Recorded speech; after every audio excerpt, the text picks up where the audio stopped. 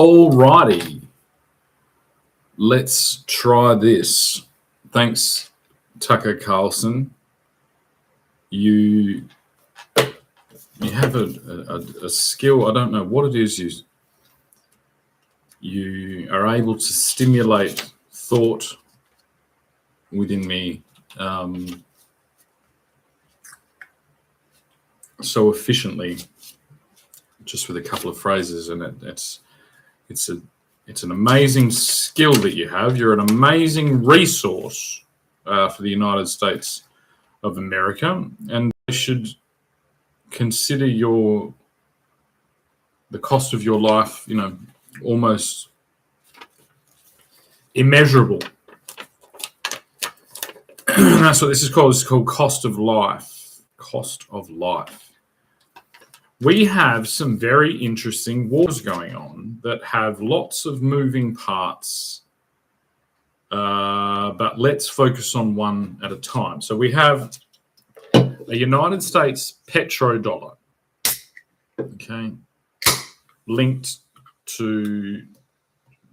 We have a United States global standard of currency for a long time. We have an oil price, and we have a petrodollar economy that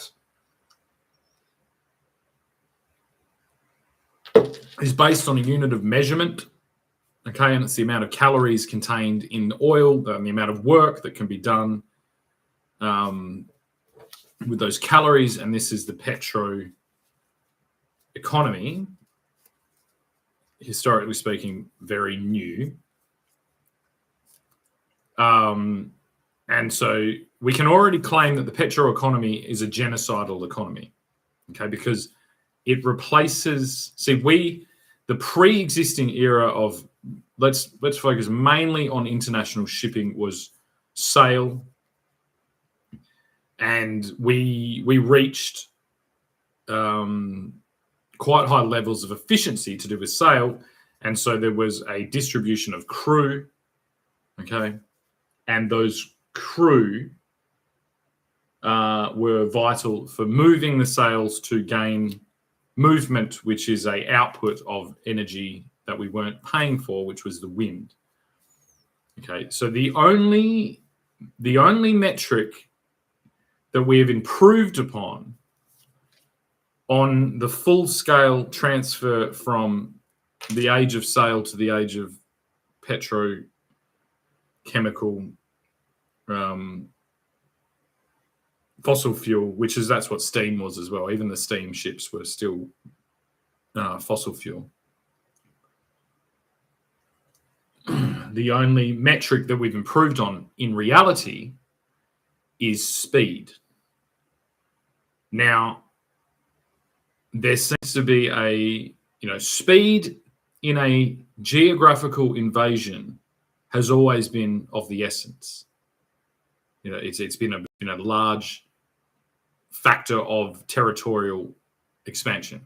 If you are fast, if you can move your military fast, you're going to be successful. But not always. It's like then there's a balance between, if you're recklessly fast, that is at your own detriment. But the main equation, we have lost track through 80, 90 years of financial global markets. We've lost track with the core principles, and I've boiled it down this afternoon to the cost of life. The cost of life of your crew had a ripple-on effect. If you lost crew on a sailboat, you were indeed going to be forced to land in port, and the families of those people were right there. Okay, they were right there. They would be very grumpy. If you made a habit of losing crew because of reckless captaincy of a ship, you would no longer be the captain of a ship, because the local political pushback against this would be too large. So that is what kept the cost of life, was a port. in the global shipping. It was a port, and it was the local political pushback based on the cost of life. Now, this, in some closed marketplaces, if you think of a closed marketplace of, say, Alaskan crabs, okay, this is still taking place, and we've all seen Deadliest Catch. We've seen this. We've seen people are lured in for high value share of a catch of a dangerously collected, and in a dangerous environment, and you're the quotas are set, and then you are that. So, and then there is still that intimate connection between the domestic political pushback, and it's the same. You can guarantee if there's a captain that starts losing crew, then that captain will be so politically opposed in what is still it's still able to be seen as a closed loop. At the end, it is at the end of a global supply chain, but that end loop is still being maintained enough for that one industry and that one thing. But that has not happened with global shipping. Okay. Global shipping has completely destroyed the cost of life equation that I would say is absolutely crucial for all levels, for any attempt of global governance. Okay, well, the first thing we need to establish, if we're going to try and establish some level of global governance or oversight, is a cost of life at all aspects. Basically, as soon as we apply the cost of life to a Chinese economy, the Chinese economy fails. Okay, the Chinese distribution of these devices at a cost of life equation of a Chinaman or a Chinese person, completely destroys the global order in one equation, because you are then comparing every single person who has a smartphone built in China, connected to an unseen,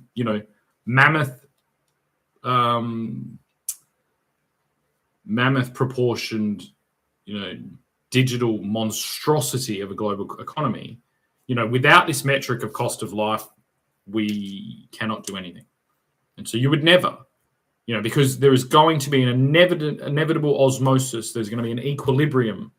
Okay, so basically the equation says if you provide your children with a device that is subsidized by a unsatisfactory cost of life exchange rate and an arbitrage metric of a held down global economy, then you can see that indeed China is trading the lives of its citizens for speed.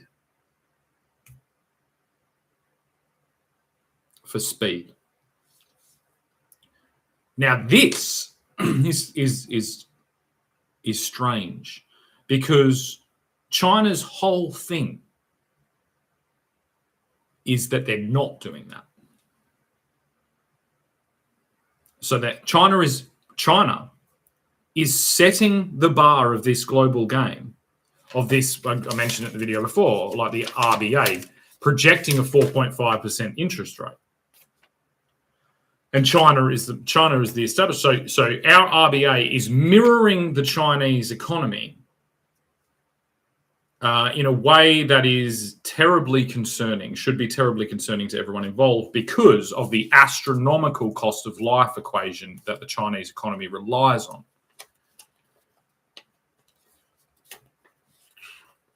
See, to have a successful victory militarily, you would need to have lots of things. You'd need to have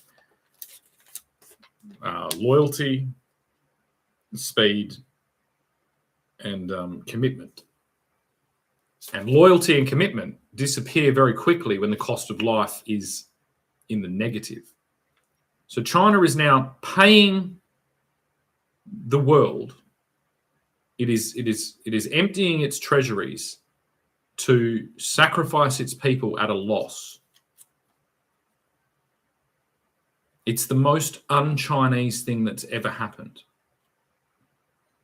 Which I guess, if I was to claim, victory at this point of a global collective intelligence operation to corrupt China's core principles into that, I'd say, well, then we can all pat ourselves on the back, because as soon as we introduce a global metric of cost of life, then we successfully expose China's absolutely reckless gambling. And that should be a pretty simple process. It's just that we don't have the ports. See, China is a monolithic state, so any ships arriving or leaving or anything, it's like that's their domestic political process. It isn't accurately reflecting their interest rate nor their currency price, nor their anything, because they're interacting with us, who has a well-developed port, shipping, well-established historical precedent of a local domestic political interaction being the number one interface between our exchange rate and our acceptable behavior in international shipping and commodity pricing, including most prominently oil. And if we consider that the interface between oil and the consumer is now the motor vehicle and the petrol station, then we can consider that every single petrol station is now presenting a fraudulently displayed petrol price in comparison to the cost of life, and that every single petrol station across the entire Western world should now become a locally reinforced port to discuss this radically disparative economic equation. You know what I mean? It's funny, isn't it? So you never think of a petrol station as a port, but I can guarantee you it's a port. It's intimately connected to the port of Hormuz, which is now blockaded by the Iranian regime, who China is assisting to skew and smokescreen the world into not realizing this simple fact that every petrol station is a port. And so if you are a local politician, you don't need to interact at the state level or at the federal level to interact and intercede at these port-based relations. You are free to establish your own accurate measurement of the cost of life in comparison to the cost of petrol, right? And then the boffins, the absolutely amazing economic minds of the world, once alerted to this, will be able to establish the cost of life of each individual person from each nationality and each political persuasion. So we can get, if you're a Labor representative in Australia, if you're a part of the Labor constituency, we can actually display what the cost of life that your government is putting up as ransom on your life. Okay, we can actually do this. This is the amazing capacity of mathematics and economics. So we can tell you what Anthony Albanese values your children at the end of this day, and we can sort that out in local government. At every single petrol station is now to receive a port license, so a license, a port and shipping license, and they are expected to present their pricing in alignment with a cost of life that is democratically elected and voted in at the local level. Isn't that interesting? So you will find that basically China has purchased little marionette puppets to stand in our federal parliament and have little arguments about it, all these types of things, while they collectively lower the cost of life, the cost of your ransom on the global marketplace so that they can get there quicker. And I would ask, get where quicker? That's all I'd ask. What's the hurry, China? What is the hurry? You've got to respect our port system, our precedent of shipping and markets and comparison, and you've got to do that at each level of each petrol station. An economy from each port/petrol station should develop, with a local government that is very strongly concerned with reckless captaincy by corporate entities that are basically handing the lives of our people away for nothing, for some type of global race.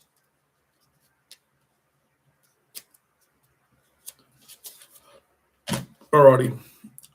Thank you.